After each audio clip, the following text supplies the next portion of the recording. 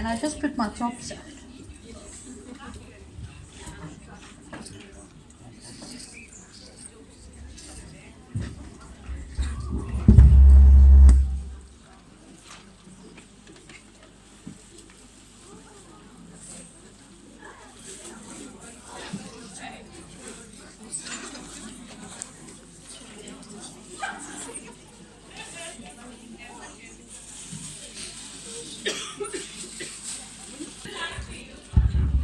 Good afternoon, ladies. Good afternoon. I've got my timer on.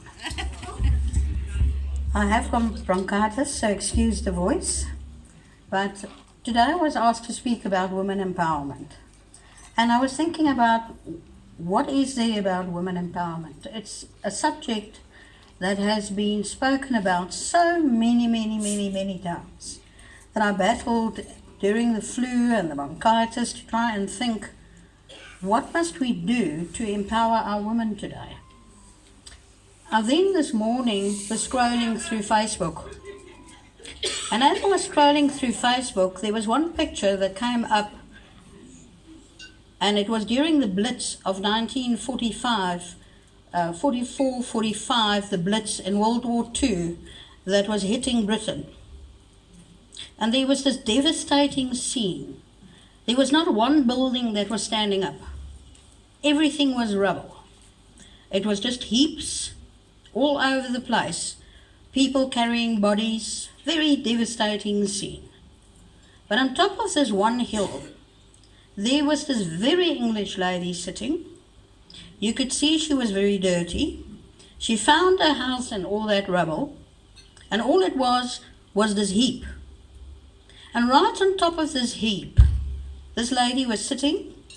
She had a cover around her waist. She sat very English-like, and I'm certainly not English, but English ladies can associate with that. She had her finger up in the air, and what she had there, and I'm pretty sure it must have been a Earl Grey tea, and she was having a cup of tea. And I can remember many times when things are going bad, the English will say, let's just have a cup of tea and see how it goes. Now this is a fun-full day today, and today I want to keep it a fun-full day. But our town has been hit in this past 3 weeks with devastating, heartbreaking occurrences. I think almost every family has been affected in some way or another that is sitting in this audience.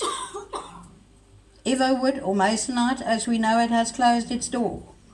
Not 480, but 610 men and women lost their jobs. They've got no prospects. They didn't even get a salary at month end to say, well, thank you for the work that you did since 22nd of the previous month. They haven't even got their UI19s to say, go and stand in the queue at unemployment and claim so that you can pay your rent. Their water will be cut when it comes to the 10th of the month or the 7th of the month. Then we've got NCD. And I can keep on mentioning the devastating occurrences that has happened at my table. I was listening to ladies where affordable, a certain section has been sitting up without water since Tuesday. We just need to put on the TV and we look at what is happening in our once beautiful country, where foreigners is chasing the police and our police that should protect us is running away. Now we as women are the backbone of our family. You are the backbone. Not your husband, not your sons, not grandpa, because they don't know what to do anymore. You must remember when the war broke out, and that was in all the wars right throughout centuries, but especially in World War II, and many South Africans participated in that. The women went to work in the factories. They did the job that the men could not do. There was no one that they could say, well, can you please just wash the washing while I go and do the factory job and then come home. They had to be the breadwinners. They had to make everything to make the war effort go forward. And when the war was over, everybody was celebrating. But for 15 years after that war, people didn't have food in their house. There was a depression. There was no money. They had to rely on food stamps across the world. But across the world, women lifted up their chin. Can you lift up your chin? Lift it up. Pull up those breeches, girls. Those years are long, these long ones. But you pull up these long breeches that I now have to wear nowadays.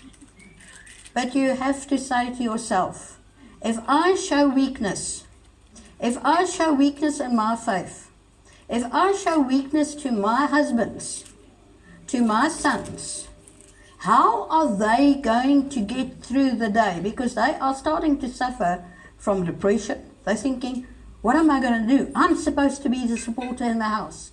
I'm supposed to be the one that put food on the table.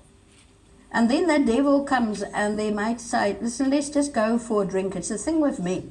I don't know, they go and drink. Or they go and smoke, whatever they smoke. But they do that type of thing. Or they go and pray. It's not a bad thing to go and pray. It's a good thing to go and pray, but it's a good thing to pray and then to go to action. You can't sit on a heap and feel sorry for yourself. This town relied on the economy of 3 or 4 major factories. And in those 3 to 4 major factories, it supplied income to each and every one of us. Our children went through this school and through all the other schools that's in this areas, and we supply. Now we have a problem with major unemployment. It's going to take another 40 days before they will even get UIF money if all goes well.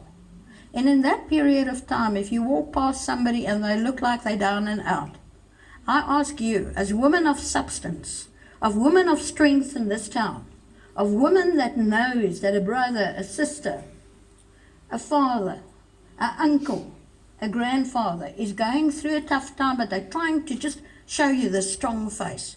Just hold their hand and say, you're not alone. We are with you. Thank you.